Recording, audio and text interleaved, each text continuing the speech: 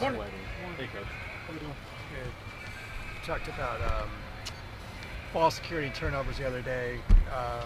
You see guys rolling across the field at the end of practice. Is that a thing where It's if they something fumble, that Deshaun does with the running backs, yeah. so if they fumble They during fumble during the practice, training they, session, they yeah. have to do that. Okay. What other things do you guys do to We do ball emphasize- security every day. There's a ball security gauntlet right there that we start every practice with, so something we emphasize every day. And then how do you emphasize it with interceptions? Same thing. It's about decision making. Sometimes the interception isn't always the quarterback. May have gone through a receiver's hands. How do we secure the catch and make sure that we've secured the football? Sometimes it's a bad decision by the quarterback. Sometimes it's a unblocked guy coming off an edge because the offensive lineman went the wrong way and then the quarterback got hit while he was throwing the ball. So they're not just on one guy. It's you look at what happened on that play and then coach it up.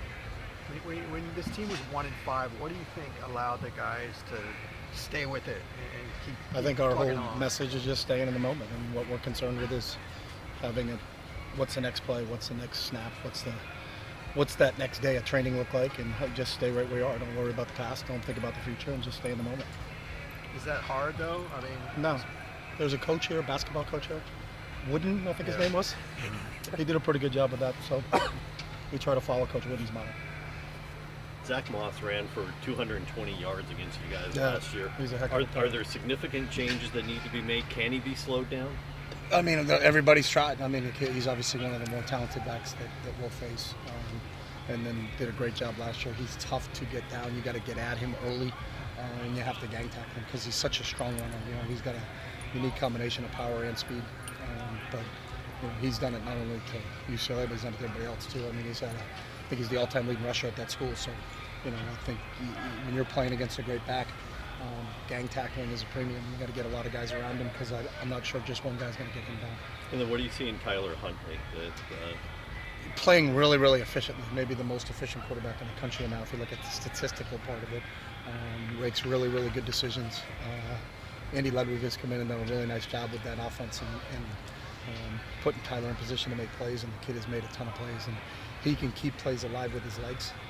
So he's not just a drop back passer. I mean, he can keep things alive. I know he's been banged up a little bit, but he still has found a way. And then, the one thing you admire from him is just how tough he is. He stands in there and he takes shots, and then he just keeps getting up and just keeps playing. So, with both of those guys, we have our hands full. The team has had own time of possession in the last 5 games. Has that been a conscious decision, or that's just the way that just the when game's you're played? executing. So if you go 3 and out, you don't have the ball very long. If you go longer extended drives, then you have the ball longer. So I just think we're executing at a better rate on the offensive side of the ball, and when you execute at a better rate on the offensive side of the ball, then you hold on to the ball a little bit longer. So And how important is that going to be against Utah? it's for us to execute. I think it would be pretty important. We would hope.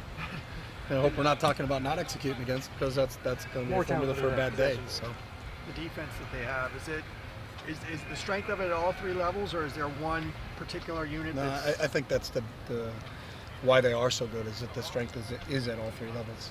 They've got an outstanding defensive line, but the 2 inside linebackers are very active, and they're replacing 2 guys that went on to play in the NFL, in Hanson and Borton. But the 2 guys they subbed with, that are playing this year are really, really good players too, and they've got a lot of talent on the back end. So I think when you have a defense that is as highly ranked as Utah is, usually it's not just because they got one facet that's good. They're good at all levels, and they're good at the D-line, they're good at linebacker, and they're good in the secondary. So, Is there anything you do or can do to prepare the team for the cold that's going to exist on a November night in Salt Lake City?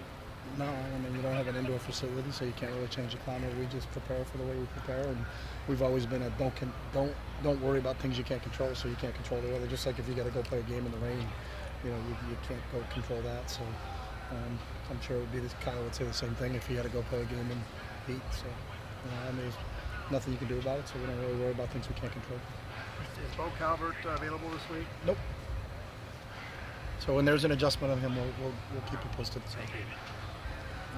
How's Tyree Thompson's recovery going? He's working hard, with our trainers and doing everything he can to see where he is in this whole process. And we hope he gets a chance to get 100% recovery.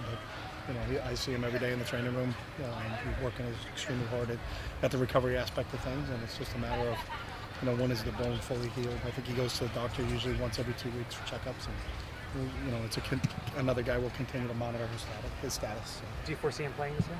I don't. I'm not the doctor, so they tell me when guys are cleared to go, and then they tell me when guys can't go. So when they tell me when he's cleared to go, I'll get that information. One of the things that is clear from Utah, from looking at the stats that you brought up earlier, is they don't turn the ball over. Nope. Huntley and Moss in particular. I think Huntley's got 1 interception all year.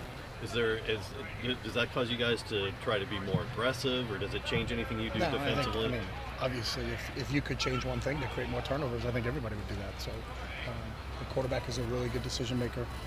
I think Coach Ludwig has put in a really good scheme for him that he has flourished in. So, part of it is, can you get to him? Can you disrupt him? Can you disrupt the timing of the routes to the receivers? Can you disrupt the timing of the quarterback, or is he just going to sit back there and be able to, survey the defense and figure out where the ball's going? So, it's going to take all phases of us, our pass rush and our pass coverage, to try to affect him in the passing game.